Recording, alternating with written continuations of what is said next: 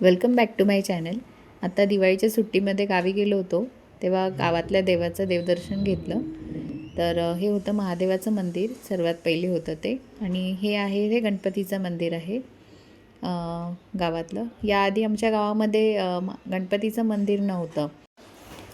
मग हल्लीच गावामध्ये गणपतीच्या मंदिराचं बांधकाम करून त्याच्यामध्ये गणपतीच्या मूर्तीची स्थापना करण्यात आली।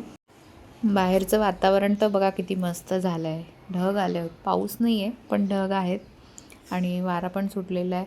खूप छान वाटत होतं। गावाला गेल्यानंतर नेहमीच प्रसन्न वाटतं, खूप छान वाटतं।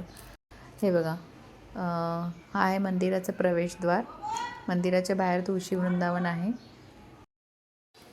मंदिराच्या गाभाऱ्यामध्ये सर्वात पहिले इथे कासव आहे आणि हा उंदीर मामा।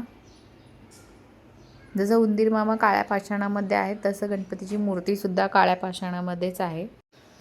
हा आहे मंदिराच्या अवतीभवतीचा परिसर, जो अतिशय निसर्गरम्य आहे। इथे एकांतात येऊन बसल्यानंतर मन अगदी शांत होऊन जातं। प्रत्येक मंगळवारी आणि प्रत्येक संकष्टीला इथे महाआरती आणि प्रसादाचं आयोजन केलेलं असतं। तसंच इथे मंदिराच्या उजव्या बाजूला हनुमानाचं मंदिर होतं छोटंसं आधी। आता ते छोटं मंदिर पाडून आता तिथे नवीन मोठं मंदिर बनवायची तयारी चालू आहे। मंदिराच्या अवतीभोवतीचा परिसर हा खूपच निसर्गरम्य असल्यामुळे नेहमीच प्रसन्न वाटते इथे आल्यानंतर देवदर्शनासाठी। आता तिथेच एक छोटंसं महालक्ष्मीचं सुद्धा मंदिर आहे, देवीचं मंदिर आहे। तिथे दर्शन घेतलं। त्यानंतर घरी जाऊन सर्व आवराआवर करून आम्हाला त्याच दिवशी मुंबईला निघायचं होतं, त्यामुळे सर्व बांधाबांध करायची होती सामानाची। शेतात जाऊन थोड्याफार भाज्या तोडून आणायच्या होत्या मुंबईला आणण्यासाठी। आणि ही पहा, एकदम शेतातली कोवळी आणि ताजी ताजी अशी मेथीची भाजी आहे आणि इतकी चवदार आहे ना, खूपच मस्त। त्याच्यानंतर त्याच्यासोबतच अजून बऱ्याच भाज्या ज्या घरीच लावलेल्या आहेत, जसं की हे बघा, हे गावरान वांगा आहे आणि दोनच होती, त्यामुळे ती दोनच मला मिळाली। त्याच्यानंतर लिंबू, त्याच्यानंतर घरच्याच झाडाच्या मिरच्या आहेत।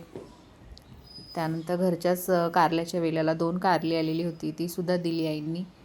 आणि हे आहे अळूची पानं, ही सुद्धा आम्ही घरीच लावलेली आहेत। आणि थोडीशी गवारीची शेंगसुद्धा सापडली, तर गवारीची भाजीसुद्धा थोडीशी आणली। तर कसा वाटला हा ताजा भाजीपाला मला कमेंटमध्ये नक्की सांगा आणि व्हिडिओ आवडला असेल तर लाईक आणि सबस्क्राईब नक्की करा। भेटूया पुढच्या व्हिडिओमध्ये, तोपर्यंत सर्वांना बाय बाय।